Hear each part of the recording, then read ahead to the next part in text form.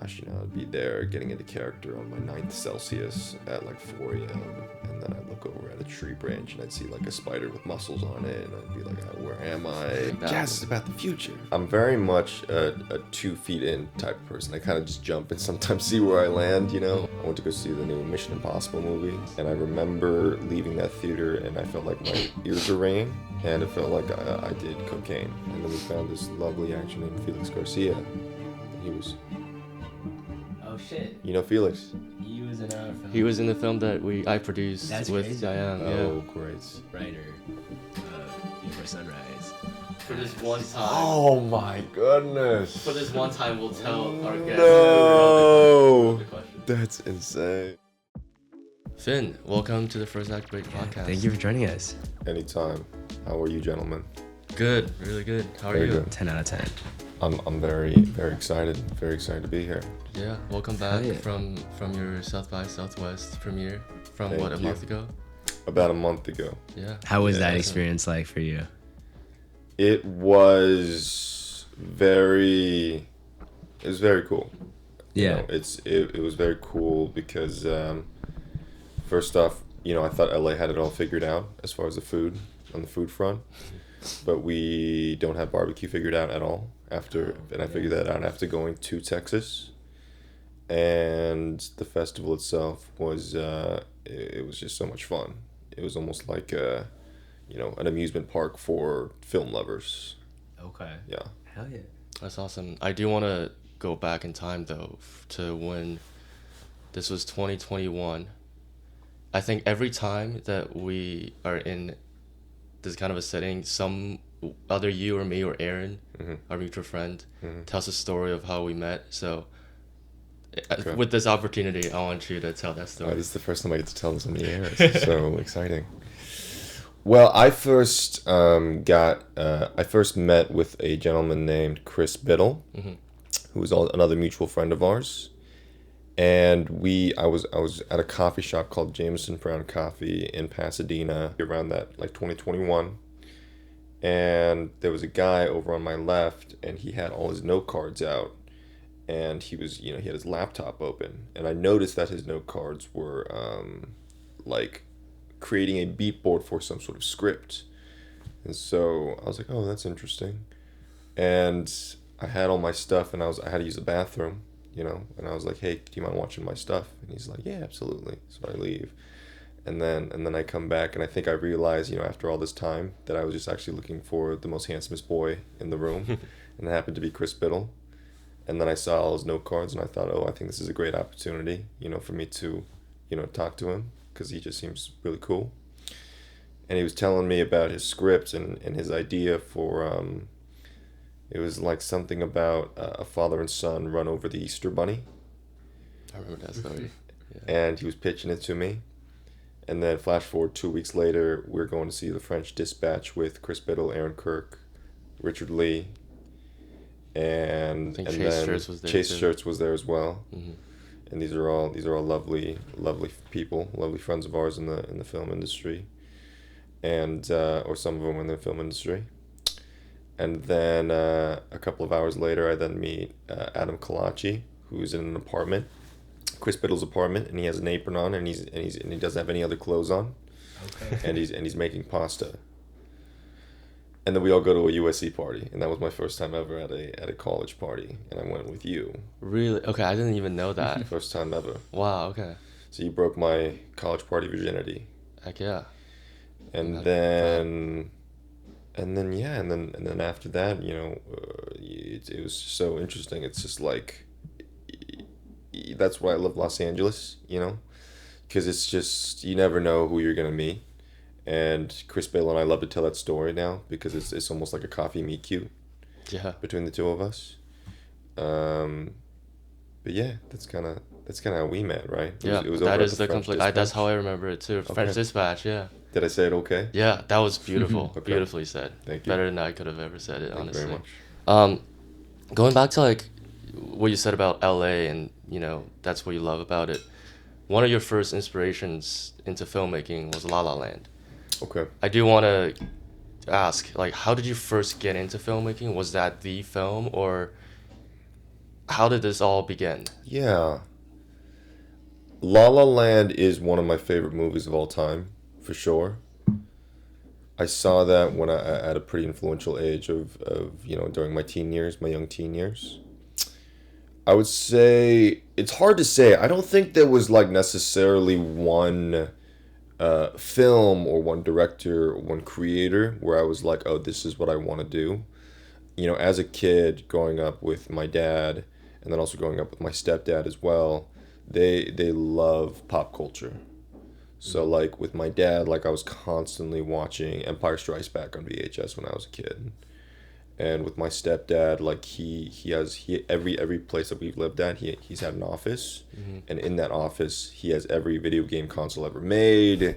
He has all these horror movie posters on his wall, from like Night of the Living Dead to the others, and so from a very young age he was showing me these horror movies, like the Grudge, or we were playing video games like Fatal Frame, and I was like 6 years old. I was probably way too young at the time. And so I think these like pop culture things had such a great impression on me. I feel like I was always kind of around it. And I was watching, like YouTubers like Ryan Higa and Rocket Jump and Corridor Digital, and I was just like absolutely loving their stuff as a kid, and just like, then there was something about those guys where it was so tangible, where I was like watching their behind the scene videos, and I was like, oh, you can just do this. Like, I can just pick up a DSLR and then go to some sort of alleyway and then recruit my friends as well, and we can all just like make movies together. So it was like, I remember when my dad first got me and my sister into the film industry, he wanted to capitalize off of his assets. So he's like, we'll put the kids in the film industry, see what happens. I was around 12 at the time, but I don't remember it being like, oh, this is what I want to do for the rest of my life. I remember it sort of being at the time where I was like, oh, finally, like, oh, this is exactly, what I've been waiting for, and this is exactly where I want to be. Even though I had no necessarily even like inclination at the time to ask my dad for headshots and all these things, it all just sort of naturally happened, and I was like, oh, great.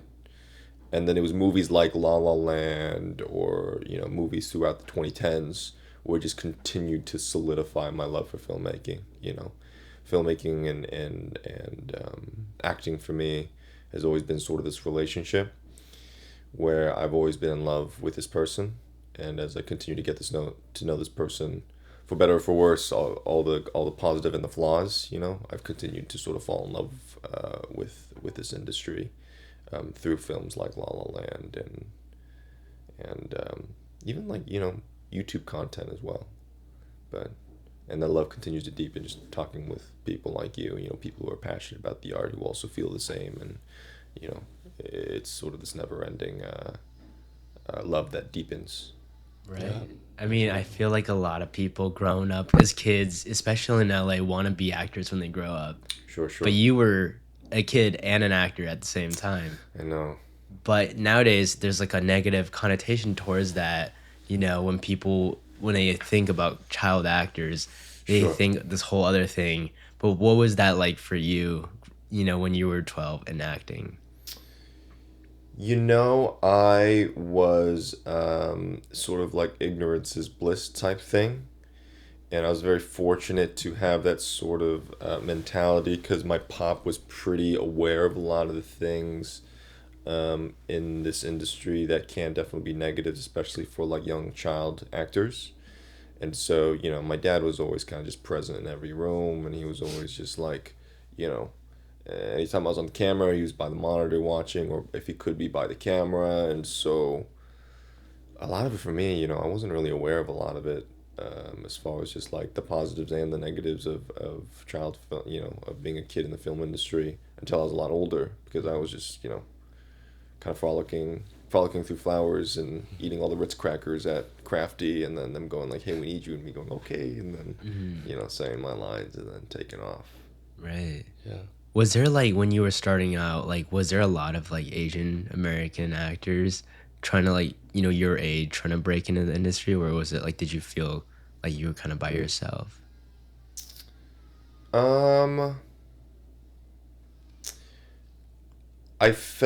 I don't think I paid attention to it. I think, like, I definitely did see other Asian American actors my age. Like, I would go into audition rooms at the time. An audition room is this thing where it's like a self tape, but instead of filming in your room, you're actually going into a room in front of like people, and then they film the tape for you in this sort of empty box as they eat their Mendocino farm salads. Um, yeah, but like I would see like these like other people in that room in a very La La Land sense that would just look exactly like me. You know, it'd be other 12-year-old little Asian boys with bowl haircuts and with their mom or their dad. You know, Yeah. trying to help them memorize their script, and so it was something I never necessarily paid attention to, but also at the same time, you know, I would go into rooms and that's all I would also see as well. Right. And I'm curious, like, how does acting inform your filmmaking? Because a lot of our friends who are in the film school, we're mostly 99% of the time behind the camera. Sure. How does starting out as an actor, while you also developed an interest and passion for filmmaking, how does that affect filmmaking? And how does filmmaking affect your acting as well? Yeah. They very much go hand in hand, I think, with each other. You know, I think as far as like directing and acting and writing, you know, I think filmmaking is this sort of diamond that has all these different facets to it. And acting and directing and writing are all different facets on that diamond. You know, they're so complementary to each other, but also at the same time, they can kind of feel like sort of distant worlds a little bit, because I think even though they're on the same diamond, they're in the same industry. I think the vernacular that we use and the language that we use in each one of those departments can be pretty different, you know, to the point where it's a little bit like the Tower of Babel when the two departments try to talk with each other. There can be sometimes a lot of miscommunications that sort of happen between the two. And so I found that being an actor, I don't know if I was an actor first necessarily. I would say I was a filmmaker first. You know, I remember, you know, I was always picking up my iPod Touch 5th generation, and then I had action movie effects on it, and I was always making movies with Kyle Keller down the street, and we were making, you know, vampire movies, you know, and we were acting in it because we didn't have any other people. And so I think for me, it wasn't necessarily where it was like I wanted to be an actor. I just knew I wanted to make movies. And acting and directing and writing, I think, all sort of go very much hand in hand with me. And so I found that starting, you know, professionally as an actor was exploring this one side of the facet of like this diamond, let's say. And then as I moved to like writing and directing in a little bit more of a professional sense as I got older, what I found for me is that, you know, I've taken, you know, I've read a lot of books on acting, and I've done my best to learn as much as I can about acting. And then I did this short film that I directed a little bit more recently. And I found as that I was directing that short film that I wasn't taking those classes or wasn't reading about acting or learning about acting for acting. It felt like at the time. I felt like at the time that I actually did to learn how to direct. And I just found that directors are not necessarily equipped to... They're not necessarily equipped to learn how to talk to actors.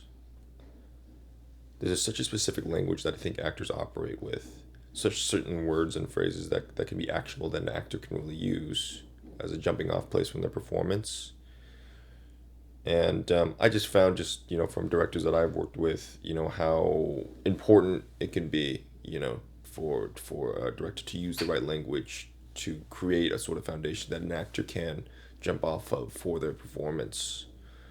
And so I just really found it helpful, you know, being an actor. It just helped. I think it helped me a lot more just to be that much more communicative as a director, and vice versa. You know, being a director really helped me, you know, be that much more understanding, you know, hopefully of what the director's also going for as well. You know, so it's like I just find it such an interesting contrast, is that, you know, acting and directing, they're such a similar thing, you know, because they're literally right next to each other. But and you're going for the same goal, but those languages can be so different. So I found it definitely helpful, being an actor and a director at the same time, to be able to talk to both different sides. Yeah. Speaking of like being an actor and a filmmaker, you made an action short scene, or is it a short film? That's right. Short film / short scene. Short. Short.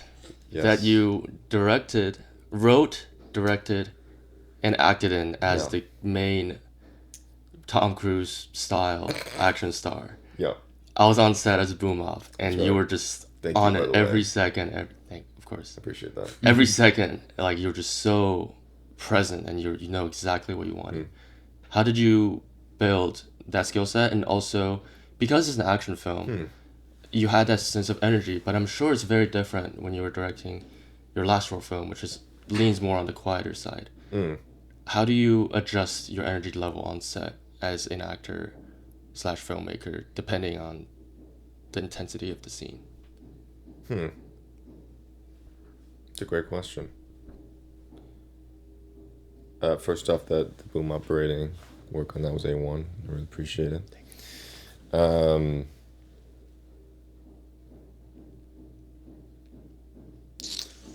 Well, I think, okay, so the original, how it originated was, I mean, it's funny you say Tom Cruise, because I at the time I was fasting from, different forms of media, and I was fasting from sugar, and I was being a lot more disciplinary in certain aspects of my life.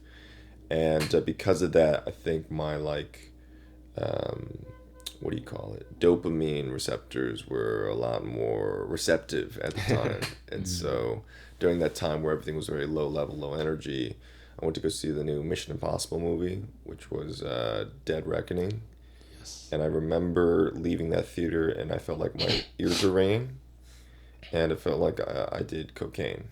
I've never done cocaine, but I feel like that was exactly how it felt, And I remember leaving the theater going I need to make that. I want to, make a short or something like that just encapsulates maybe a partial amount of that energy that I just saw on screen. I just thought it would be a lot of fun, And so this project really originated from just me just loving that film, and I created a lot of action shorts, and that's kind of what I loved making the most when I was a kid, was just writing and directing those action shorts and choreographing them with, again, Kyle Keller down the street and other friends who were willing to, to participate for free. And so moving into that short, yeah, I mean, it was definitely, taxing in the sense that it was I had to be the director, or I wanted to be the director and the writer and act in it and choreograph it as well. And I also did it. I was I'm gonna do it in 2 weeks, and I'm just gonna get it done. I find that when I'm working in each one of those departments, it's cool because I'm aware of what's happening on the screen and also what's kind of happening behind the camera, and so I have more of an awareness for the entire project. But I also found it imperative that I had to be completely present in each department. So when I was acting, I was purely acting, and when I was directing, I was purely directing. And when I was writing, same thing, I was purely writing. Because I find that what can happen sometimes, for me, when I'm writing and directing and acting, when I'm writing something, sometimes I can write it as an actor of what I want to do as an actor. And then same thing as an actor, I'll act things out thinking oh, this will be good, for me as the editor later on, I think in some aspects that can be very beneficial, but also at the same time, I can also drop certain values that I have as a writer because I'm emphasizing values that I have as an actor. And so being present, I think, is a really great word for it, just trying to stay in each department as I'm working, as a writer, director, actor, editor, which I think we so often do, especially as young filmmakers. How did I develop that skill set? Well, I feel like I'm in a constant state of development, for sure. I feel like I don't necessarily ever have it figured out. I think at that time, I just did it. So I remember after I saw that film, I was all right, I'm going to do it in 2 weeks. And we got the location, we got the actors. I called up Richard Lee. I said, hey, I need a boom operator. And then we just did it. And I found a lovely lady, Monina Daizan, who is a Taekwondo like champion, and she was just absolutely fantastic. And I think just like part of it too of how that skill set was developed was yes, it was like certain things of me like being able to be present and exploring these different departments as I've grown up, but also at the same time I surrounded myself with people who also knew what they were doing too. So it's also peace of mind in that sense. So it's like in the acting front, Monia Daizan is just this incredible Taekwondo champion, and so it's like okay, I can definitely just like leave the acting with her, and leave the choreography with her because I know it's gonna be great because she's fantastic. Same thing with like the cinematographer. Same thing with like the grips and the gaffers. It's like they all know what they're doing. As long as a director I stay in that department, I give them my vision, and then as an actor I give them an experience, and then as a writer I give them the material to work with, and I just try to stay in each department as best as I can. Mm-hmm. Yeah. That's beautifully said. And going to the latest short film that you made, Notes on a Divide. Yes. That is arguably the biggest like film that you've made so far as a filmmaker. I would say so. As a writer director. I would say so. What was the process like bringing on a producer, casting, Yeah. finding crew, and you guys shot in Joshua Tree and an Airbnb? Like, how did you pull it all together? Same sort of thing. I'm very much a 2 feet in type of person. I kind of just jump and sometimes see where I land, or shoot for the stars, and I see where I land in the horizon. I was doing a music video for a friend of mine at the time. I was we're in the pre-production phase, and then things ended up not working out on that project, and so I ended up having a free 3 months. That I wanted to make something, and so I was like, great, I'm gonna go make a short film. And I worked with, this really fantastic producer and cinematographer, Monica, and Peter Shin, and they worked on a project with me that I acted in, a couple of months prior, and I knew I just wanted to work with them. And so I was like, okay. So I actually just went up to them one day. They were both at this coffee shop, and we were hanging out with mutual friends. And I was like, hey guys, I want to make this short film, and I don't know what it's going to be about really, but I know what it's going to kind of feel like, and I know that it's going to be a conversational piece. And here are some movie references, and I'll have a script to you in a week. And they were like, great, we're in. I said, fantastic. And I basically just sat in a coffee shop for pretty much like 12 hours a day. And I just wrote the first draft of the script, and then made a pitch deck for it, and then sent it out. And and they were like, great, we're on board. And the progression of the film, of how it got created, was never very intentional. Because for me, I was just like, I want to make something, period. No matter what the budget is, no matter what who's going to be necessarily in it, I was like, I just want to make it, and this film will be made by the end of this 3 months, no matter what happens. And so I basically just used that 3 months, and I wrote the scripts, and I found my team, as I kind of went along. I had the majority of it with having Monica and Peter on board already.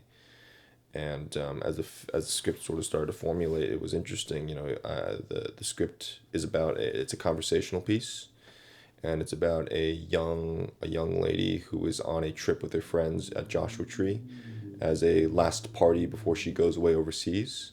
And one of the nights she confesses her feelings to her lifelong friend. And so the next night they then have a conversation which then reveals new truths about their relationship and their identity, and then possibly saying goodbye to each other. And I really wanted to, as that plot sort of progressed of what it was and what it is now, I knew I just wanted to make a conversational piece. And I remember, as I continued to kind of find what the story was and what this project was as a whole, it started very small. I know it's just like, I'm just going to pay for it out of pocket real quick, and we're just going to make it, and we're going to be done. But as the film sort of, instead of me telling what the film needed to be, the film was kind of telling me what it wanted to be, or what it needed to be. And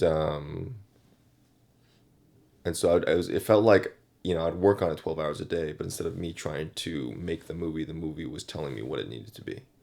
And so I remember I was like at a stoplight one day, and I was like thinking about the movie, and there was this actress that I had in mind for the main character, and her name is Maria Jong, and I've never seen any of her work.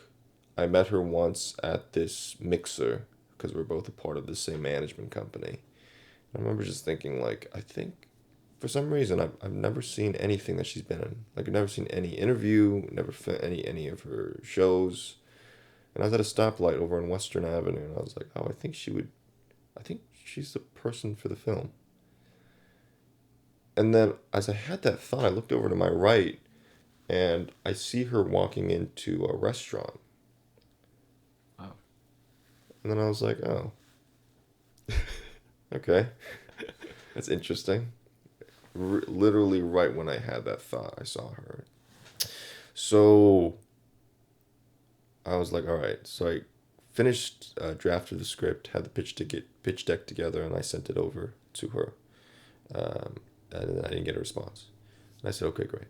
And then a couple of weeks later, I was like, we were talking with other actors, and then I was talking with my manager who's in town, from New York, we're having pizza, and I was like, hey man, I'm telling him about the short film, and he's like, oh, who are you looking for to be in it? And I was like, oh, I'm looking, that's possibly Maria Jong, but she didn't see the message.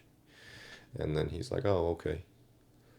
Well, that best friend I was telling you about that I'm staying with over here in LA from being from New York?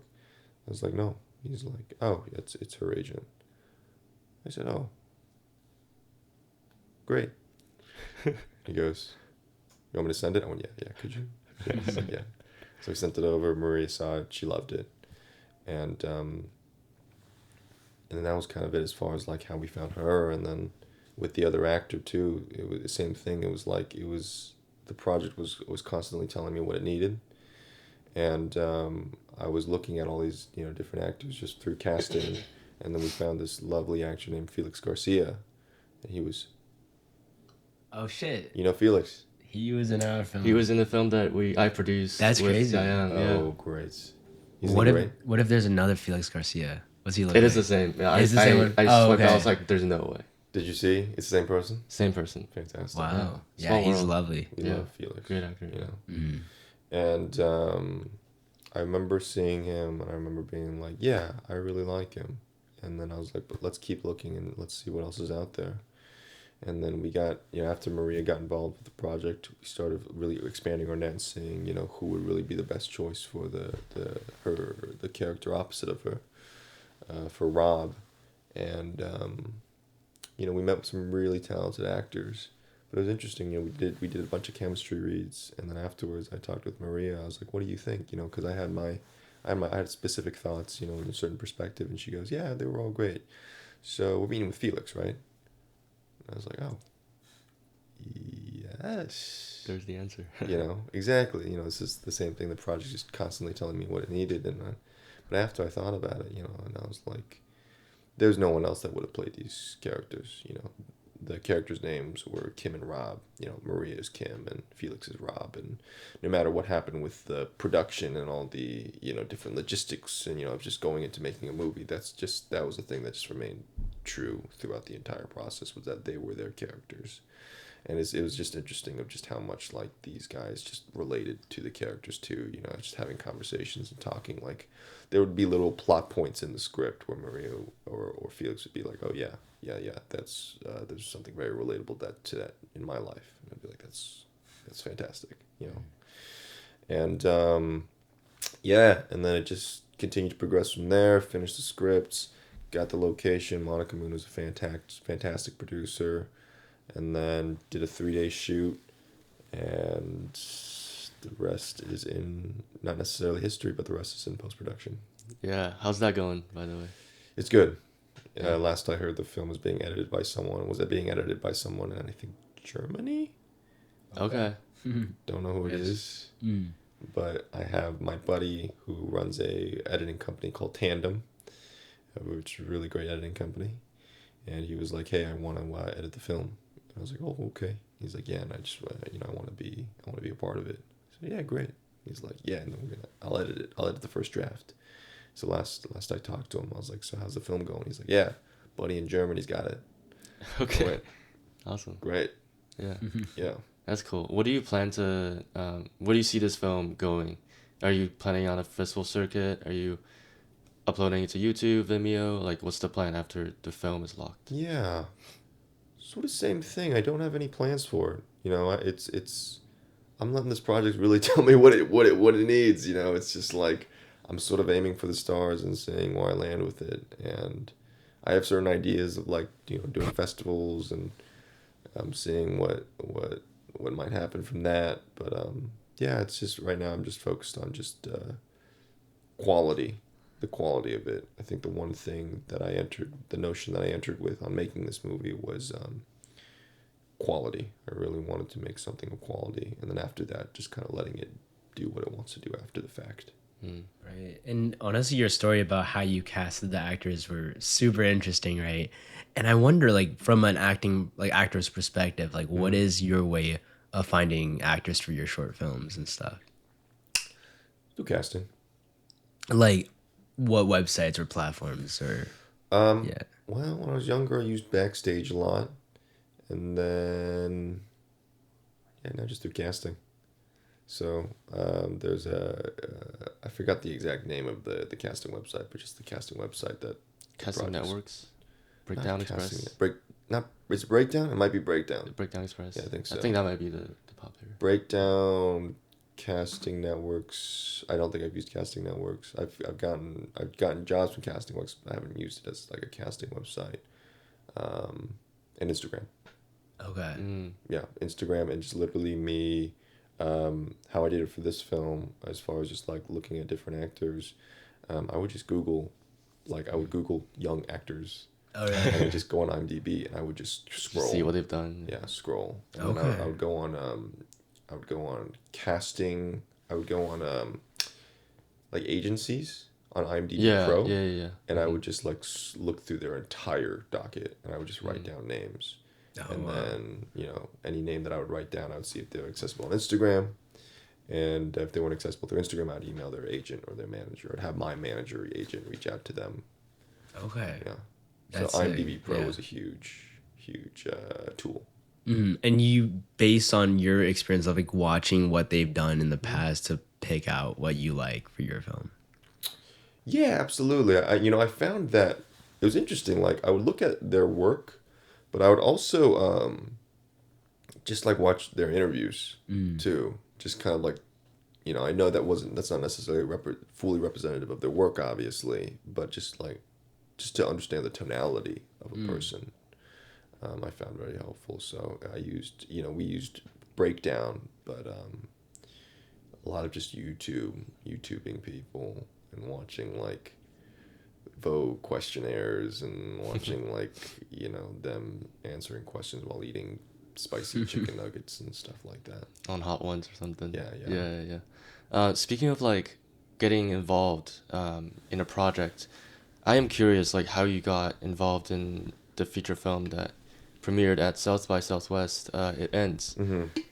I've only know parts of it from our conversation before, but walk us through like how you first got involved or heard about the project, and then shooting it, and then reshooting it, and then editing it, and then finally landing at a festival like South by. Yeah. It was a bit of a process, for sure.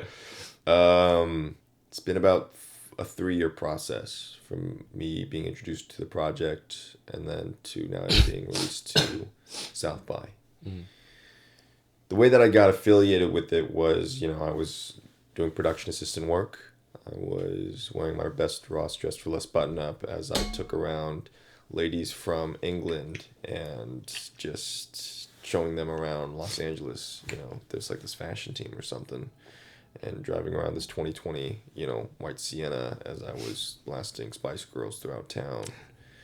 And during that production, I met a lady named Chase Davis. And Chase Davis, who was also our first AC on It Ends, she went to FSU, which is in Florida. And she was telling me that a friend or a classmate of hers was casting for his new film. And I was like, oh, great. And she's like, yeah, and I heard that you're an actor. And she told me that she was looking for someone who is possibly Asian and a bit of a smart aleck. And I was like, oh. And she's like, and I thought of you. I was like, oh, okay, for sure. And got connected, met him for dinner, and he sent me the script for the movie. And I remember reading the script, and I remember it being, it was the best script I've ever read. I remember after reading it, my ears were kind of ringing from it. There's something about it where the world is so unique and new, yet it almost feels like it's always existed. Almost in that sense of just like, films that we grew up with, like Star Wars and stuff. It's just like weird to think about a world that never had that. It just feels like it's always been around, and I kind of had that feeling with this script. And so after I was just, after I met with the director, I read the scripts. I was able to, we were like, all right, let's collaborate. And the director was like, yeah, I would love to collaborate with you on this project. And turned out to be about a 3-year process of just going back to Florida 3 different times. First time for about 2 to 3 months, second time for about a couple of weeks, and the third time for about a couple of months. And we were in basically the thick of it in Tallahassee, Florida, shooting this film. And it was an experience. It was a serious experience. Most of the film takes place on one location, in a car, and the car was either on a soundstage in front of an LCD panoramic monitor to show kind of like the background moving, the background moving in the background of the car, and we were shooting just on location in the trenches on like an actual road in Tallahassee with forest on both sides. And gosh, I'd be there getting into character on my 9th Celsius at like 4 a.m. And then I'd look over at a tree branch and I'd see like a spider with muscles on it. And I'd be like, where am I? And then I'd be on the sound stage, and we'd be doing 20-minute takes at a time. And this director was such a huge fan of like Linklater style. Yeah. Like he loves Dazed and Confused. And this movie's a bit of a blend of Hereditary and Dazed and Confused, if they had a baby. And we like to call the film a horror hangout movie.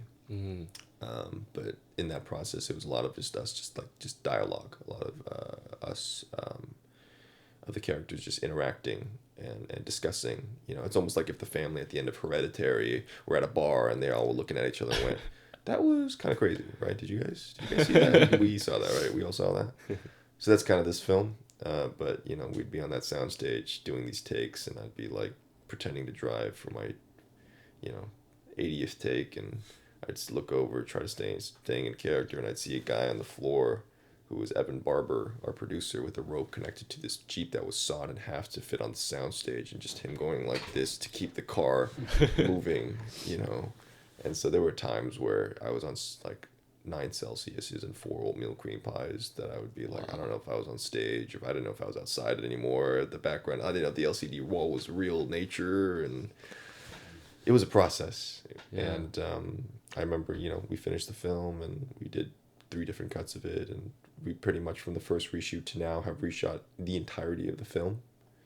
The second reshoots were about 40% of the film that we reshot.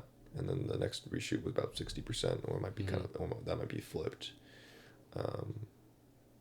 And so this film has just been molded and fine-tuned. And so going to South by it's just been such a privilege, and was just super excited to just premiere this film that was just been, created by so many people who are so hardworking and so passionate about making this the best film that it can be. Yeah. So it premiered at South by Southwest. Yes. And you talked about, the process of bringing it to life and shooting it, reshooting it, editing it, and then finally landing at South by for a premiere. Yeah. I also do want to learn about how the project got funded in the first place, and how the director got the first sort of push to making it. Yeah. I don't know all the details. I just know the little bits that he's told me and he's told other people that have asked this question. I guess he. So the director is very. He's so witty and savvy, you know. And so he was living in Florida at the time, and he would change his VPN to higher society areas of like Los Angeles, let's say, and he would enter VR poker rooms with them, and he would just shoot the shit with them. And then one person in the comment section he was talking to was just like, "Oh man, I just have so much money right now. I don't know what to do with it, man." I was like, "Oh man, I wish I could put it somewhere." And Alex is like, "Oh, I can put it somewhere. I can put it somewhere for you, you know." And he would like, Wow. he was telling him about the movie, and then that's like I think how one person got on board, and I think another person commented on he has some YouTube sketches online, and one person was like commented, "Ah man, I paid for more of this." And Alex was like, the director, he's like, "Oh, really? Seriously?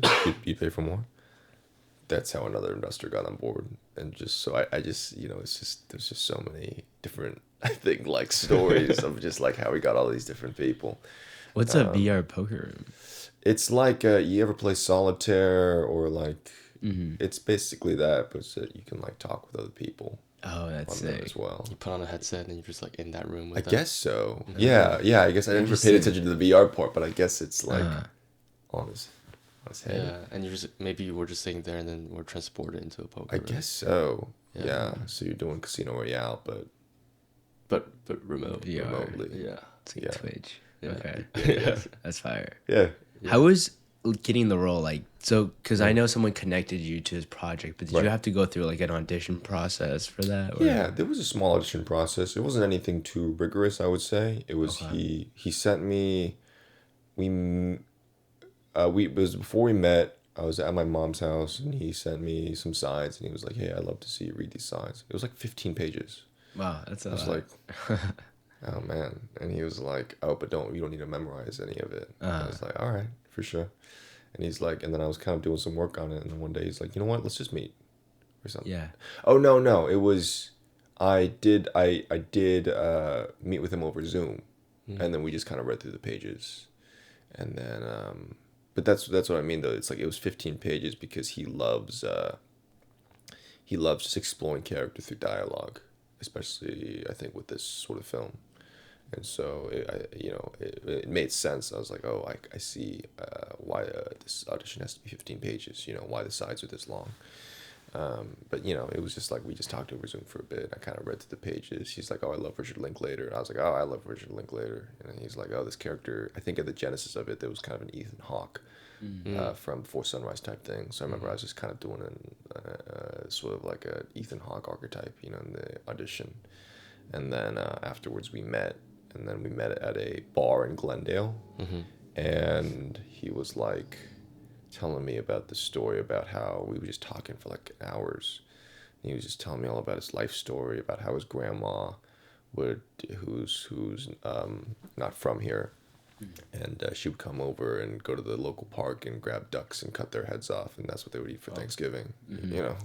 So just these crazy stories, just from such a unique experience, and he has such an individualistic, unique experience, and has such a rich perspective on life that just like after I met him, I was like, I see how he can make a script this great. How old is he at this point? 27. Okay.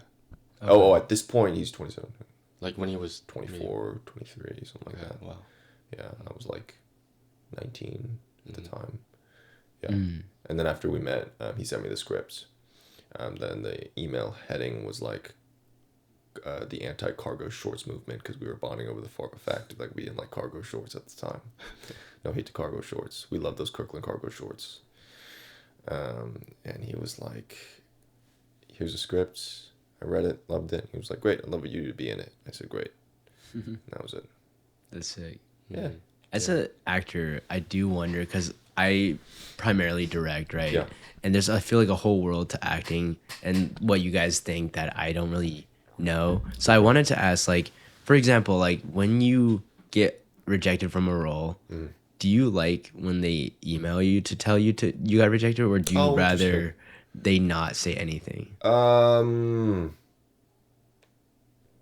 For me, it doesn't matter too much. Okay. Whatever's comfortable for them. And how do you deal with the fact that as an actor, you're constantly like being, rejected from roles because that's just the nature of Sure, acting? It's interesting with the new self-tape thing, because you're sending into this void. Yeah, I remember.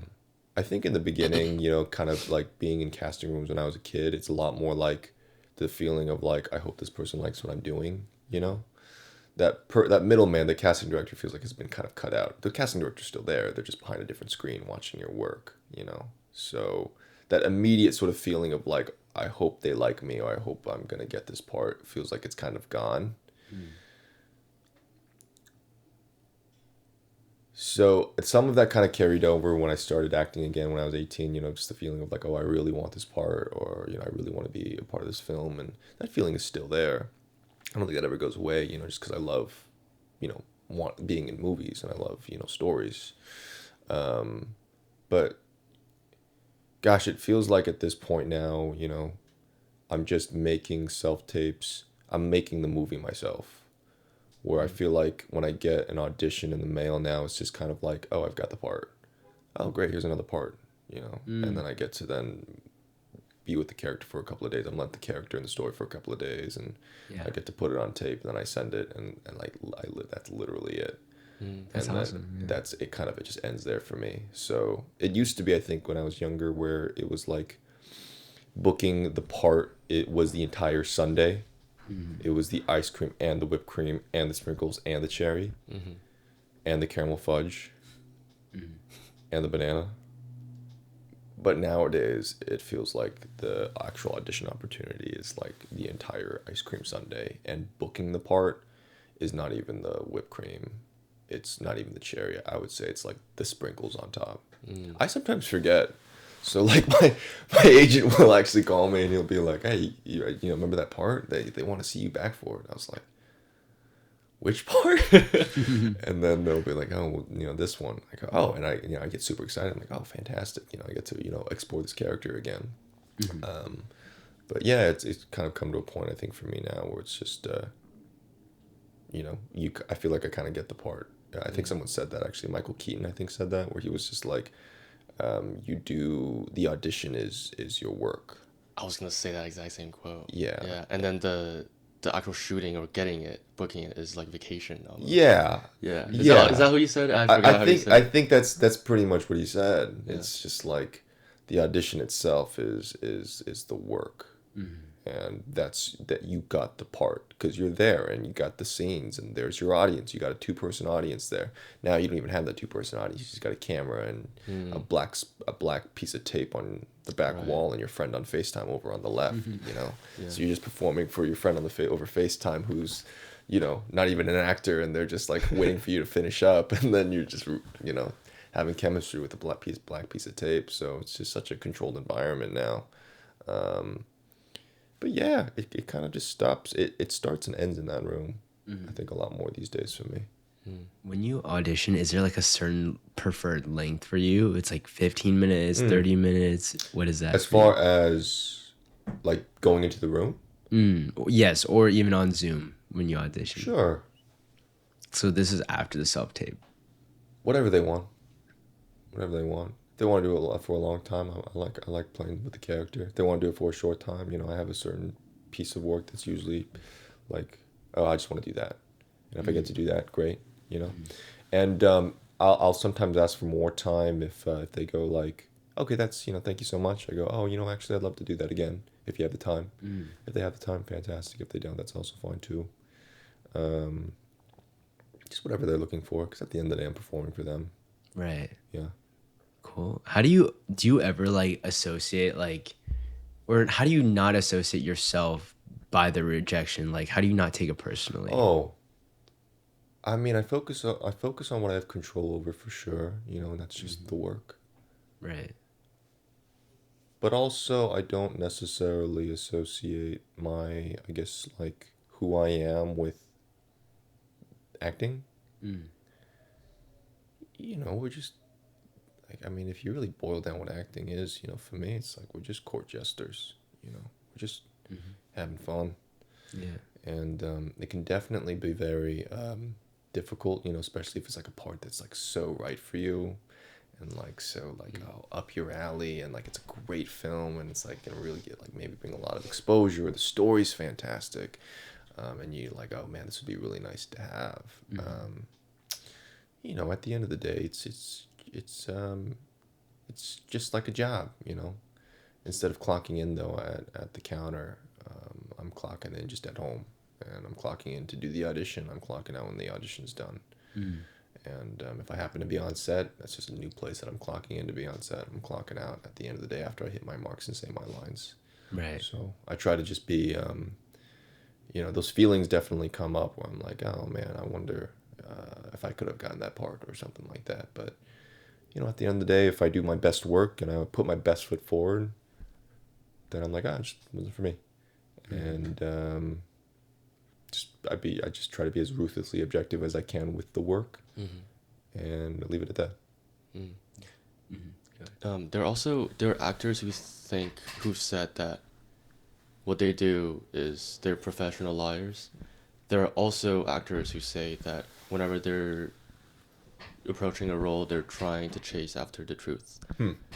What do you think acting to you is when you're finding a character? Like, are you just, I'm just this Richard, person? You're hitting me with these questions, man. Thank you. Yeah. What do you think, or do you choose one over the other because like? Am I chasing truth or am I chasing a fallacy? Yeah, like is acting professional lying or is it professional truth seeking? I don't know. I think for me it's just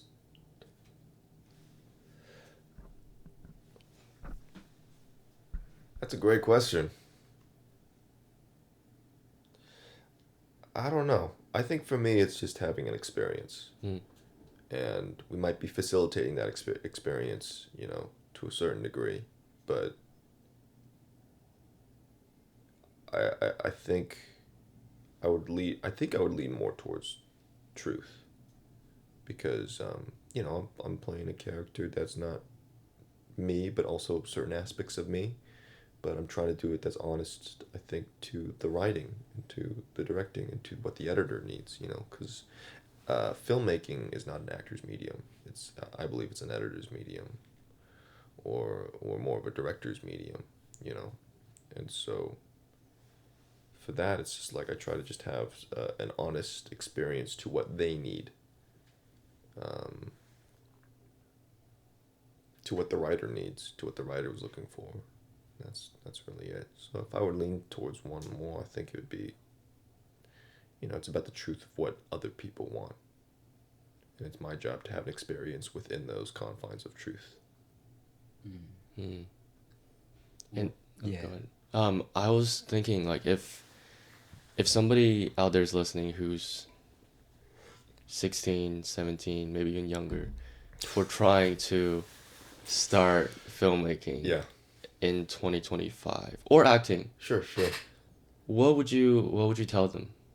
That's crazy because that was exactly what I was gonna ask. Really? When I was, wow, okay. You guys are on a wave Crazy. right now. Yeah. Keep going. Just keep going. No matter what. If you love it, just keep going. And anything that might be difficult or that might feel like the world is against you, it is some sort of schooling. I never went to film school. I always just kind of learned by doing. And, I look back at times in my life in pursuing this career, and, it's just like it feels like you're chasing a ghost. Sometimes it feels like you're chasing a phantom. And there are times where I'm just like, I don't know what's happening, because it feels like everything's against you. There's just like I've done countless amounts of auditions, and you might have friends, or you might have family, telling you, different about like pursuing this sort of career, and it's very difficult, this career. It's no easy thing, and it's still something that I'm constantly learning and developing and striving into as well. So it's gonna be hard. For some people, it might not be, but for the most part, I would say it's pretty hard. Even for the people who have it quote unquote easy, it's hard to a certain degree for them in a different context. But I look back at those hard times and I go, oh, that's why. That's why. And if I would have told something to when I was younger, it's just like, I know it's hard now, but just keep going. Just keep going and see what happens. Do you feel like someone who's starting out in acting needs to be in LA? No.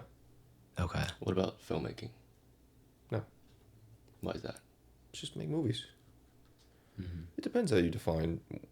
I would ask that person what kind of actor and filmmaker they want to be. I think that those terms can be very loose these days. You know, if they want to be, because sometimes people, I'll go like, you know, I want to be an actor, and then I'll listen to what they want to be. I go, oh no, you want to be an influencer. You know. But even if you want to be an influencer, you know, you could do it anywhere. You know.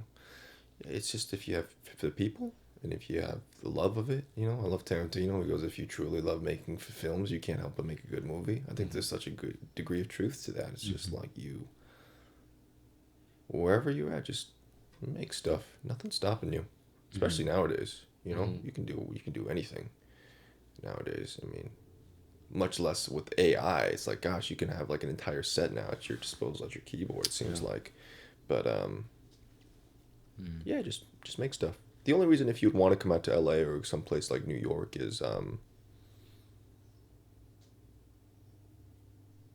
there's no reason. I don't think there's any reason. You know, I mean, yeah, you meet people that are doing the same thing, and there's something about that camaraderie of all having a passion for it. But you know, there are people that are passionate about storytelling in other places too. You know, it's just more centered here. You know, there's a lot more people. But also, I would argue too that it can be a lot more overwhelming in that way too. Of just, you know, you only need one person.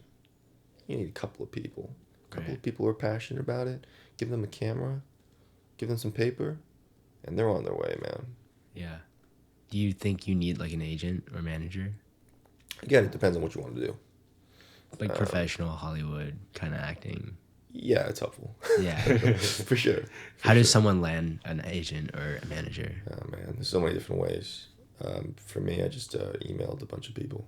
Oh, okay.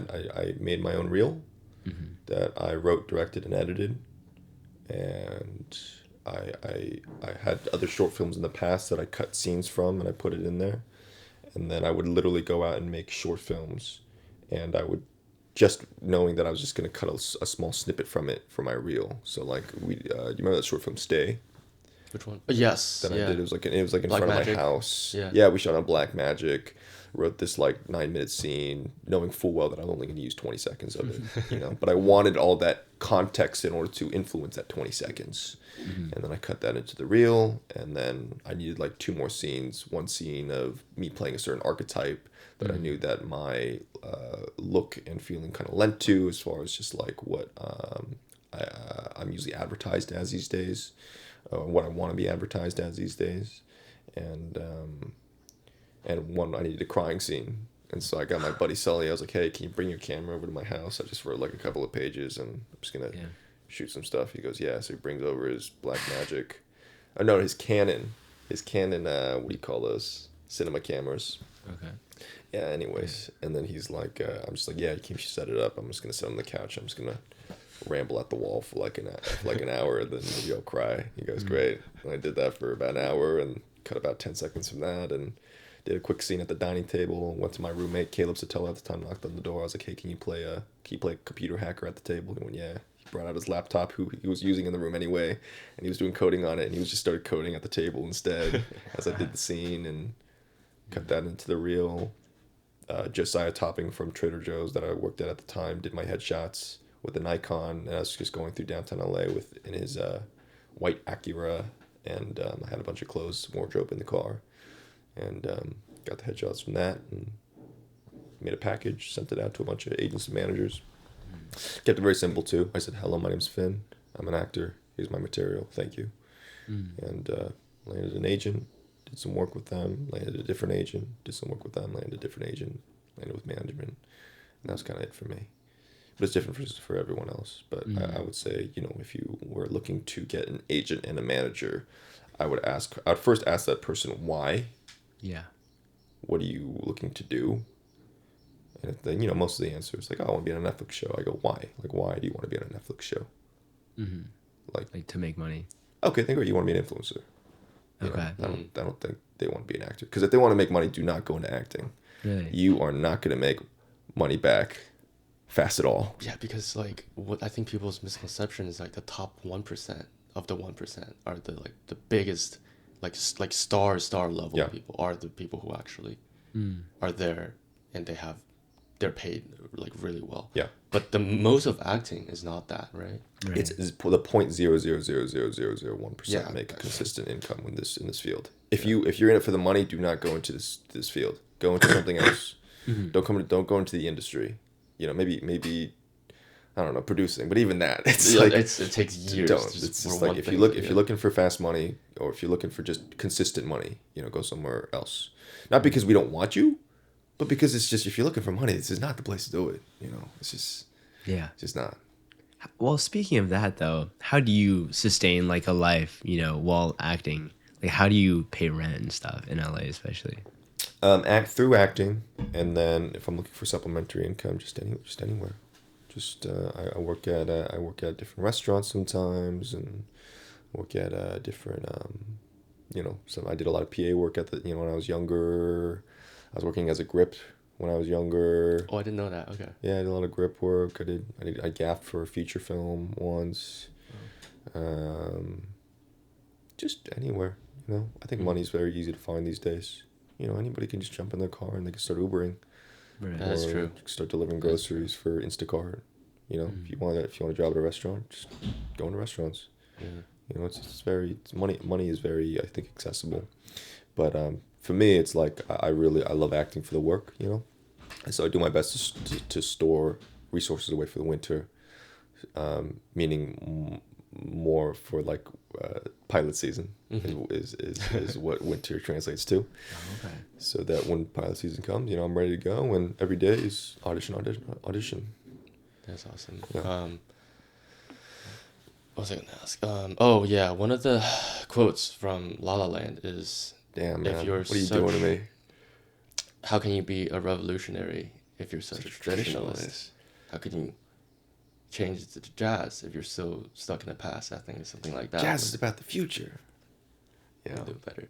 Yeah, like going out, like just that idea. Like I feel like it's so resonant now because, like you mentioned, like things are changing. There's so many avenues to make it into the industry, but the industry itself is also changing. We were just talking earlier that there's a new format of like vertical dramas that are all about cheap, quick dopamine boosts that really have an audience. And the fact that they're still making those is because it's profitable. Right. And it's only profitable when there's an audience for it.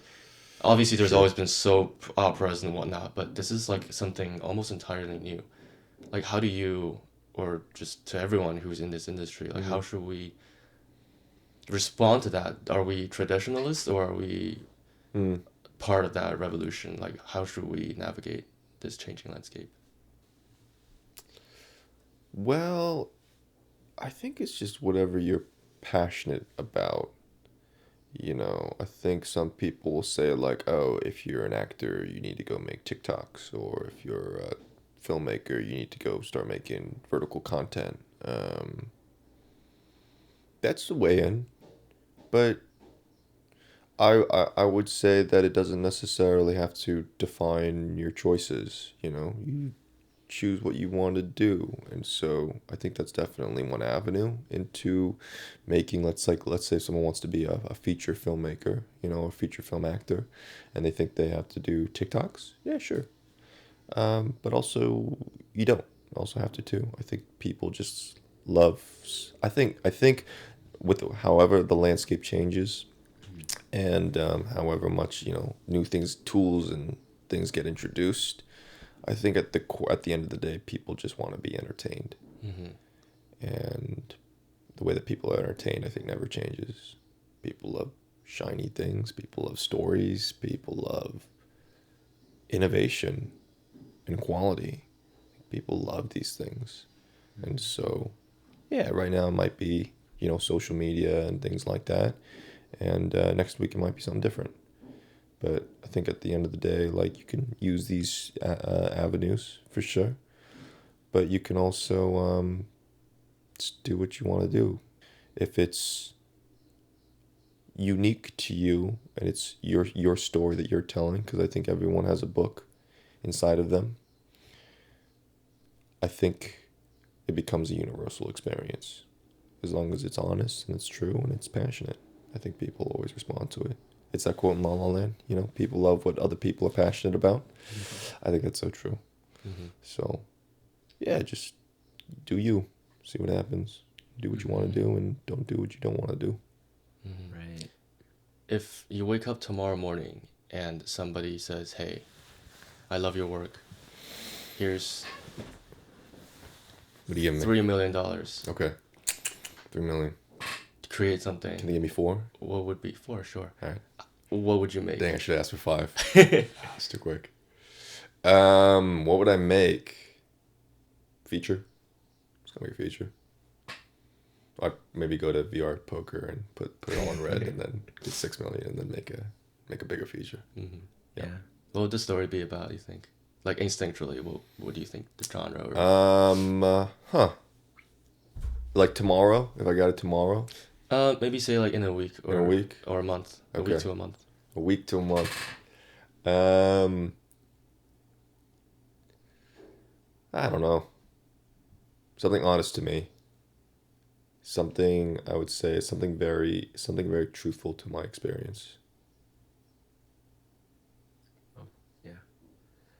Speaking of back to packaging yourself as an actor and getting jobs, do you think it's important to like have an archetype for yourself to sell yourself out, to like to market yourself to people? Not necessarily. Again, I think that's the same thing of like choosing what avenue you want to take to be as an artist. I think there are some artists that will like maybe get typecast as a role and they just do not want to play that role, and that's totally fine. But I think just understanding the long-term benefits of doing things that you don't necessarily like it can be very helpful at times.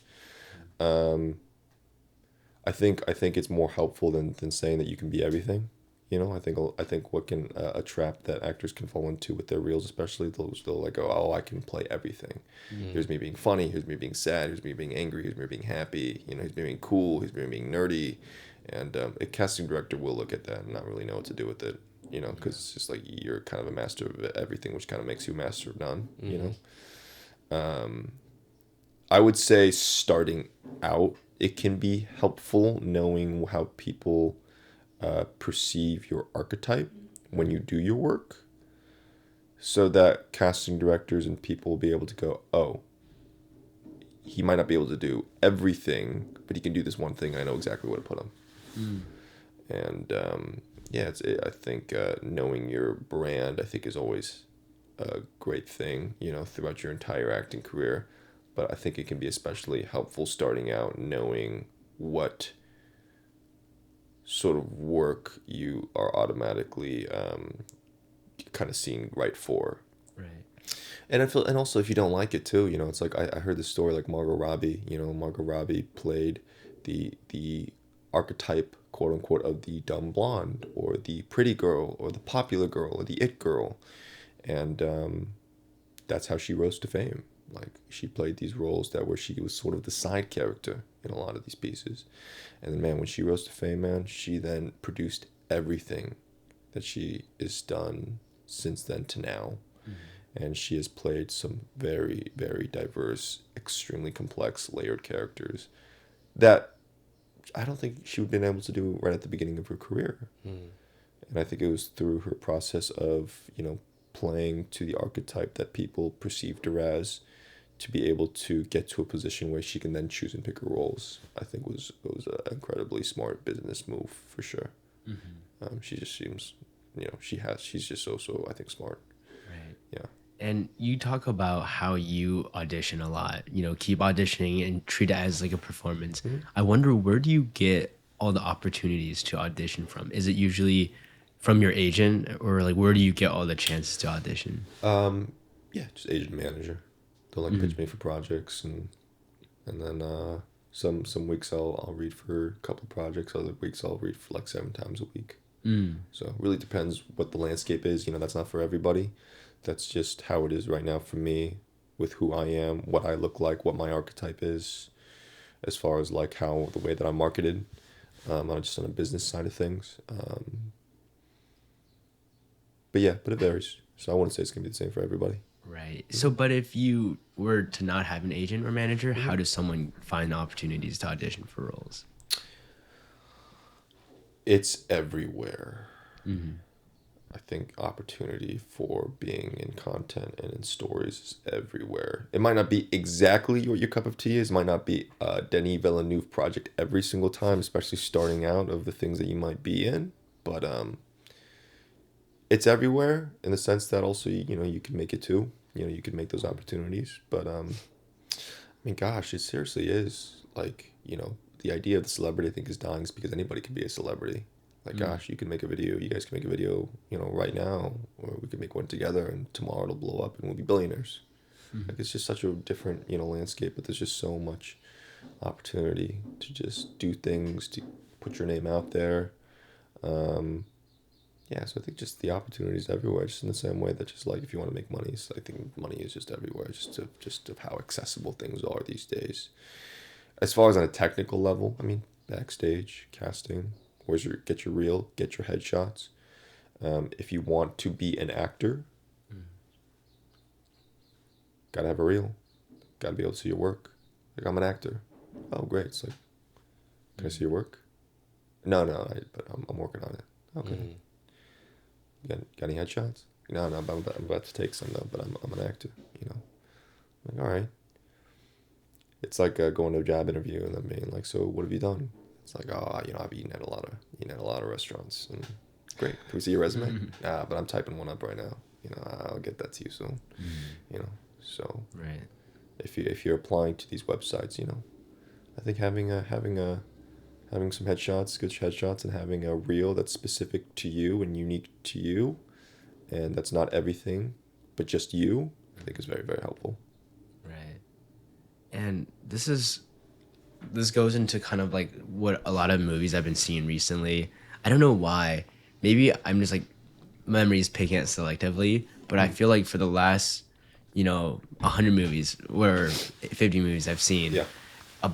Many of them that feature Asian actors happens to just be like either the scientist or the tech support guy. Yeah. And I'm just wondering, like, because that's kind of the roles that are given to these actors based on, their archetype, right? And I wonder, like, what is the future of that? Where how can Asian Americans like break out of that archetype and be the villain of a film or be the protagonist, the saving savior, like. Or is that dependent on the creators themselves in the future? If there's more Asian American directors, then Sure. yeah.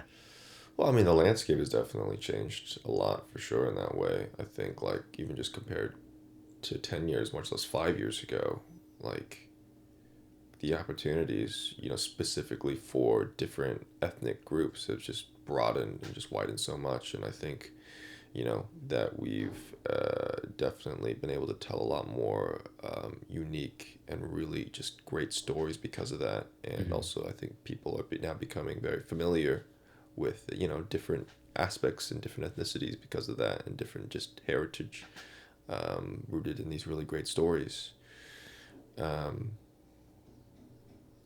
So I'm not sure how the landscape's going to continue to change. I mean, I think it kind of goes back to like what I was saying before about like, how to get into the industry of like, oh, should you do TikToks or should you, where's the opportunity? The opportunity is wherever it is, wherever you want it to really be.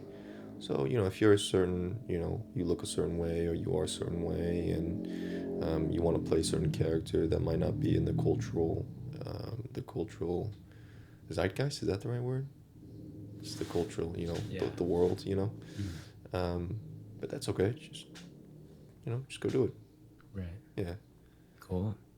Yeah, and I do wonder how does someone starting out, like, what's the best ways of improving as an actor? It's a tough thing about acting. I think it's so hard. It's so hard to quantify. Again, I would ask that. I think I'd ask the person what kind of actor they want to be. You know, like what is like this actor Let's say they want to land more features. features? Yeah. What kind of features? Dramas, maybe. What kind of dramas? Mainstream, indie, all kinds. Like, they want to be able to get more roles and play more complex, like, characters. They want to play more complex characters. And get hired more in general, I think. Like, if there's some things, they can boost their chances of being hired more. I think. How could they? I mean, I look at, for myself, I look at, learning about acting or being a better actor. I look at it very much like being an athlete. It's like a swimmer. They want to be a better swimmer, they hit the pool. If a tennis player wants to be a better tennis player, they wake up and they do their drills. Martial artists, man, they do their drills, right? Discipline and technique. Same thing with acting. Actors, we wake up and we act. And I think there's such a specific craft to it. I think there's such a specific discipline to it. And I think in the way to get better is just do it. Over and over and over and learn about it. It's like tennis players, yeah, they'll go to the court every day and they'll do their drills, but I'm sure they also watch the greats. They see what they do, or they go to classes, they get lessons. The same way let a swimmer, they hit the pool, but they also refine their technique, and they do that either through maybe reading or learning from other people. I think the term actor, again, has just become so loose. That's why I do ask that question. It's like, what kind of actor do you want to be? Because there's so many people that say they want to be an actor, but they don't act. That I'm necessarily breaking down material. And that's okay. You don't have to. It's just, it really depends what you want to do. Because I think an actor who wants to be in dramas and play layered characters and complex characters is different from just the person who wants to be in popcorn, sort of like very like easy to watch movies. I think those are very different sort of approaches into the craft. So, but I would say I think on a general basis, if you want to get better, do it. Right. And how does that apply for a director who wants to improve his acting? In the same vein, if a director wants to improve his acting so that they can be a better director, do it. Like, do acting, or? Yes. Okay. Yeah, do it. It's like, I don't think there's any better way to learn. As in, like, audition for roles, or? Not necessarily. I mean, I think that's really getting into the trenches. I think that's definitely very, very helpful for sure. But, maybe classes. Take classes, maybe, read books, talk to actors. I think asking those questions of like, how do you like being directed? Like in the way that you guys are doing right now, it's like you guys are learning about all these different divisions. It's just you're asking these questions specifically to people who specialize in these different divisions. And I think that's so beneficial for not only in, if you want to, let's say if you guys want to be an actor, but you guys want to be writer directors and producers. And you guys are asking me like, how do I approach acting? How do I approach truth? Do I approach it from the perspective that I'm looking for truth or looking to be a liar? These words have such an effect, in communicating between these two different divisions that I think, I think it's just, kind of comes down to maybe like just empathy. It's like in order to really understand what someone's going through, you got to walk through a mile in their shoes. So director wants to become a better director and communicating with their actors, I think it might be beneficial in walking in an actor's shoes for a bit. Right. And, I think one of the things that help actor the most on set is when they're not in their heads, right? When they're comfortable with the environment. Absolutely. And I do wonder, when a director meets an actor, like after the audition process for the first time to rehearse, right? What's the fastest way for them to get comfortable with each other? The director and the actor? Building trust with each other, I think, is super helpful. Like, how do you do that? Communicate. Asking questions. I think that us actors can sometimes be like frightened deer. You know, we can be very fritzy. You know, like it's like things really need to line up, and to a certain degree, rightfully so, because you know it's like it was such an emotional job. And you know, if anything changes in a room or during the day, I mean, I think all of us as humans, you know, we experience so many shifts in emotions because of just little things, you know. And so, you know, we're trying to live honestly within certain confines, and so building that trust, I think, is so important. And the way that you can do that, I think, is just having conversations, asking questions, walking a mile through the other person's shoes, maybe, but doing so in a way through, you know, even just through conversation. You know, it's just like, what do you do? Why do you do that? I think these questions can go such a long way. Right. Instead of, you know, I think the flip side of that would be I work a certain way, you work a certain way, and that's that. And sometimes, you know, that works, and other times that doesn't work as well. Right. Yeah. Yeah. And back to the acting, like getting jobs, I do wonder, how much do you think looks play into someone being hired? Or how much do you think good looks or traditional attractiveness plays into an actor? Not at all. Okay. Yeah. That's great. Yeah. I think that goes against a lot of what people assume what acting is, right? Surely. Yeah. Nah, you're good. Like, why do you think that is? You know, it's like if someone who's 4'5" wants to play someone who's 6 foot, that's a different thing, you know. But then again, more power to you if you want to do that. Grab some stills, use some CG, man. There's ways to do it, you know. So even to that extreme example, like that person could do it if they really wanted to, right? Yeah. But you know, the world is whatever I think people want it to be, Mm. and so, man, it's like, gosh, you can do anything. You really can do anything. The world might, I think, say sometimes you have to do this, or you gotta do TikToks, or you have to, you know, market yourself this way, and you have to be a master of one thing, not everything. And gosh, man, just do you. Just do what you want to do.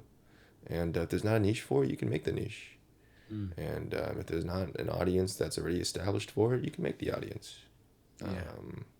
On a business side of things, knowing how you're perceived, I think, is very helpful. Knowing what you could be marketed as. Like, let's say if you want to play, you know, a prince, a knight in shining armor, you know, in the middle century and fight dragons, but you're a 4'2" petite lady, let's just say, but you want to play that 6 foot knight. I think that's still possible. You could totally do that. But I think just knowing that casting directors, when they look at your headshot, they might not necessarily immediately think that right off the get go, and so you might have to jump through more hoops. You know, you might have to, you know, play roles that are more aligned with the way that you are presented. But then you got, you know, if you got the platform, then great, go be that 6'2", blue-eyed, blonde-haired, you know, knight guy. And if you're a 4'2", you know, Asian lady or something like that, you know. So it's just like you can do it. It's just a lot more hoops I think you have to jump through for sure, and just being aware of that. Fun experiment. No, not experiment, but what do you think me and Richard could play based on this interaction? And you guys could play. well, maybe not together, but like individually. Like, what is our archetype? You think? In the sense of. Okay, what would your archetypes be? You guys would be the two old guys in the Muppets together. You guys would be sitting on the balcony together. Oh, okay. Individually, I would say. Like, what if we wanted to get into acting? You know. Do you guys want to get into acting? Well, let's say we do. For Okay. this. Let's just say. Okay. Hypothetically, for the sake of argument. I think Richard, you would be a handsome, sexy person that is super attractive. And Jaeyoung, I think that you would be a very sexy, very beautiful archetype of a man person. So, but what do you think for like marketing, like as an actor? I think that, honestly. Really? Yeah, I mean, Thank you know, Well, yeah. that's so nice of you. Yeah. Actually, very honestly, I think you guys are very attractive. Well, you as well, man. Thank you. That's too nice. So Absolutely. What are we doing here? That's why you're the actor. Should we get out of here, guys? Something else. But that's the thing, though. You know, I think like just like looking at you guys, I think maybe entering into the industry. I mean, it's so different these days. You know, we were talking about before, like, oh, maybe you'd be the Asian stereotype. You'd be the smart kid. You'd be the scientist or something like that. It's very different now. It is very different. You know, it's like the opportunities I get in the mail are so. They used to be that. Like I remember as a kid, I played, which I love this character, Victor Hu. And he was the smartest kid in his class, and he was 12 years old at the time, and he had 3 buckets of gel in his hair, and he had a clip-on tie, and he taught the class trigonometry. And he had 2 tiger moms. I loved playing that character. I thought it was so much fun. So those are characters I still love, you know, playing now if the story's great. And then sometimes I'll play like the quote-unquote flip side of that, you know. So I could see you guys playing both. Cool. Yeah. Just like what we like to play then, right? Very much. That, you know, very, very much. You know, and let's just say the opportunities aren't presented to you right away where you're like, oh, I want to play the nerdy guy, you know, but you look more like the jock, you know, and then you play the jock, and then after that you can play the nerdy guy afterwards, because you could totally do both. Right. I think you guys could totally do both. But from the get-go of like when a casting director were to come up to you guys and be like, oh, you'd be good in this, you'd be good in that, I'd have to meet the casting director. It's very specific to each person. That makes sense. Yeah.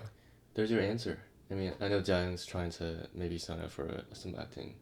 I did sign up for an class. acting class. Really? Yeah, cool. He was deciding on it for a while because I mean it is I mean.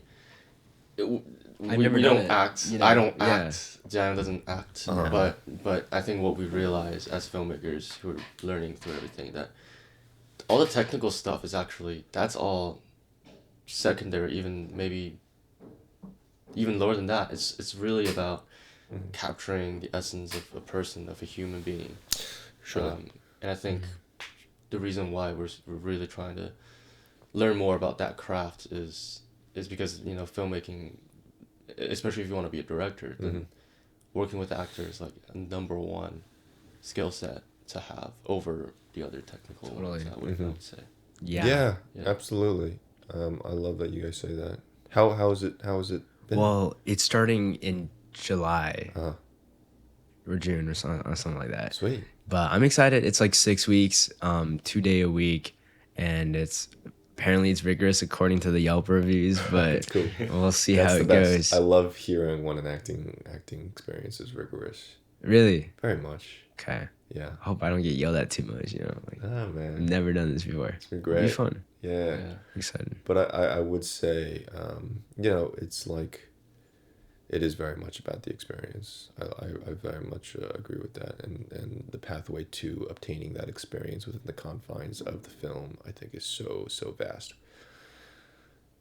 Just even what like archetype I would play. You know, I did a show where I played this very like joyful, bright, young guy who's like 16 years old, and he's a bit of like hey guys, what's going on? Like I'm so excited to be here, you know, type of guy. And there was I just got casted in this show recently, yesterday, and they were a big fan of that show, and they had another cast member reach out to me to see if I wanted to audition for this new one. And the character is like, I would say, the complete opposite of it. And then I went out for it, and then they called me up and they were like, yeah, we love you for the part. We had no idea. Like my son, of the writer, who's a big fan of the show that I did where I played that really bright character, he watched, you know, my tape, and he was like, oh, that doesn't even look like the same person, you know. Man, if you're honest to that experience and you do what you want to do, like, I think you can do anything. But in context, I think, of society, you know, it's like you can do anything, sure, but that doesn't mean you should do everything also at the same Yeah. time, Yeah. right? So I think, Right. you know, understand that you can do anything, but also knowing at the same time that, you know, we live in a society and there's a lot of different hoops that you have to jump through. The more difficult the thing that you choose you want to do, or the less difficult of the thing that you want to do. Right. Yeah. Mm. Yeah. No, that was very inspiring. That I think our viewers are gonna find a lot of good insight in Yeah. what you said. It really is. It boils down to like finding the right person for the role, and then finding the right collaborative energy. Yeah. And then building that relationship. I think that's the key to like if you want to direct, that's the key over Definitely. camera setup. You could set the camera anywhere, but if the character is interesting enough and Yeah. fascinating enough, the audience will see that, and Very that'll be much. what draws them into Very the story. much. Totally. Um, Well, you know, something we do on the show is the previous guest would leave the current guest a question. Oh my gosh, you guys do that here? We do that here Oh, too. I love that. And what we do you have it written? I do have it written. Okay, perfect. And I also have memorized too. So, a lovely writer of Before Sunrise. For this one time, Oh my goodness. for this one time, we'll tell our guest No. who wrote the question. That's insane. I know, full But circle moment. her question was, with everything that's happening in the world today, there's so many newsworthy things out there. If you could make a movie about anything that's happening into the current world, what would the Wow. topic be? I mean, I love the film industry. I think the film industry is really interesting to think about. And I think we're in the most precarious, interesting, most unique time that I've ever seen the film industry in, I think, in history. So it might be interesting to make a movie about kind of like what's happening with the industry. That's sick. Yeah. Have you seen The Studio? No, but I've heard that it's sort of along those lines. So relatable, man. Yeah. It's funny, but it's tragic at the same time. Sure. Seth Rogen's pretty great in it. Yeah, but yeah, I would say the film industry. It's good, the studio. It's good. I would Yeah. recommend it. It's funny. Okay. Yeah. Yeah. I think it's also good to like show people that might not be in the film industry that show, just to be like, this is my life. This is my career. This is what I do. Surely. Yeah, because the show does dive into like interactions of people in the film industry and people from an entirely different industry. Yeah. And then seeing the two clash, especially in today's industry climate. What would you guys do? What would you guys make? Ooh. I think it'd be interesting to examine what U.S.-China relations are today. Yeah. Make one about Aisha Speed's trip to China. About what? Was it? Aisha Speed. Do you know the streamer I Show Speed? I was a little nervous about this question because I'm so not hip or cool. Like, I don't know anything about what's happening. No, you know today. what? That's not Okay. that's not for everyone. Yeah. Because he's kind of a character. Okay.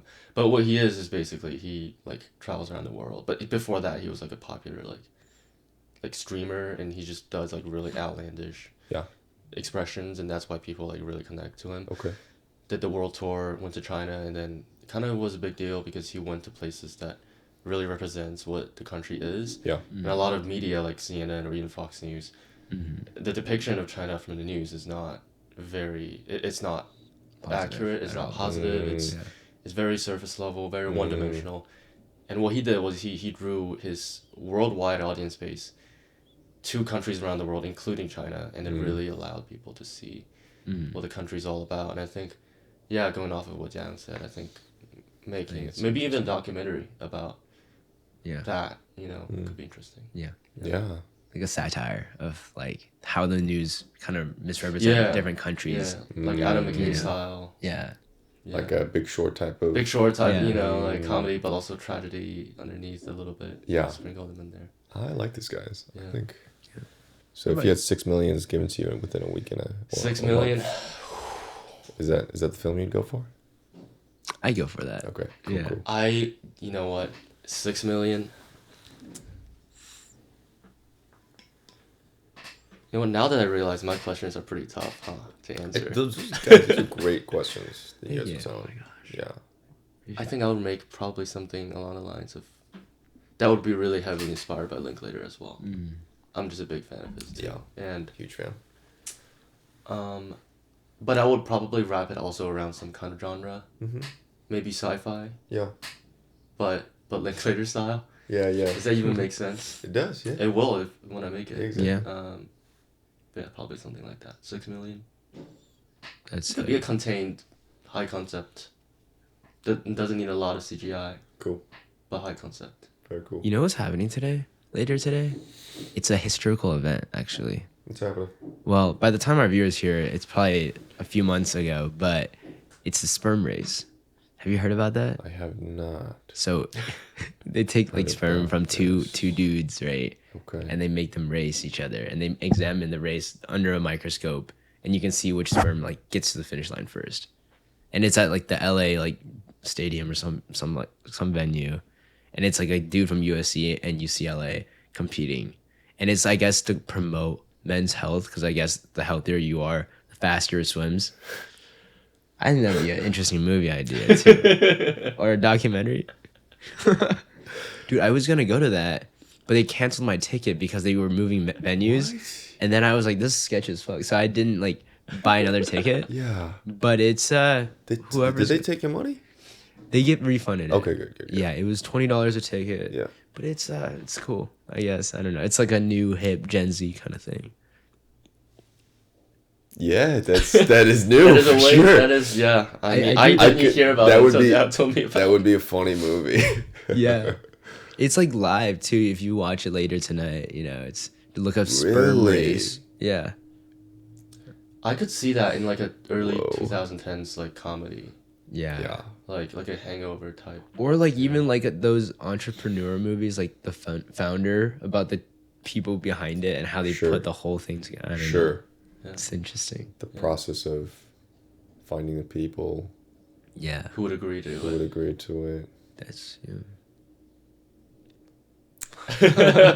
Interesting. yeah. Let's go.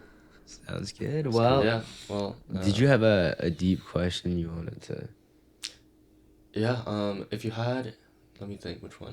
I got 3 in my back pocket. I like You have that. 3 deep questions on your bucket? Don't do Desert Island. I feel like you've done that too many times. Sorry. Okay, I'll do a simple one. I'll do a simple Let me one. see that. How's that? Oh, it's good. Okay. Cool. If you could bring one DVD player and You're not 4 thinking of a question? films Oh, there it is. to a desert island. that No you way, watch for the bro rest did of the thing I eternity. said to not. Dude, the other ones are too deep. I think this one's simpler. Oh, okay. What would you bring? What are your deep questions? Oh, if you had the intention of the world for 30 seconds, what would you say? The attention? Of the entire world. What's your People. other deep question? What was the other one that I had? Oh, okay, I forgot. It was a really good one though. Yeah, I came up with it on the spot and then I just forgot about it. I That's all right. think. But those are the 2 I usually do. Yeah. Oh my gosh, you didn't will attention for 30 seconds. I'll go back to the movie one. All right, the movie one. 4 movies. Blu-ray player. Yeah. Is it like a PS5 combo? Yeah. Cool. Yes. So I can also have PS5 games. Sure. Can they be a subgenre to it? So I have 4 movies and PS5 games as well. Sure. Okay, great. Do I have food on this island? Do you have what? Food. You could possibly find food by yourself. So meaning I don't have like Wonka nerds. I have to like go kill animals, Mhm. possibly, Yeah. or go pick fruits. Mm-hmm. Okay. But once that's settled down, once your basic fundamental human needs are somewhat settled down, How do I have electricity on this island? I have so many questions about let's this just island. let's assume that somehow through the power of a god, Yeah. that he Okay. grants this TV eternal energy. I would bring La La Land. I would bring. Gosh, I want to say something like, Citizen Kane, or something like that. But I'm gonna have to go with like something lighthearted and fun. I don't know. It's like I want to say Citizen Kane, but I probably mean more Step Brothers. Do you know what I mean? Yeah. La La Land would be one. $1 Million Baby, I think, is another. Mhm. That That one just every time gets me.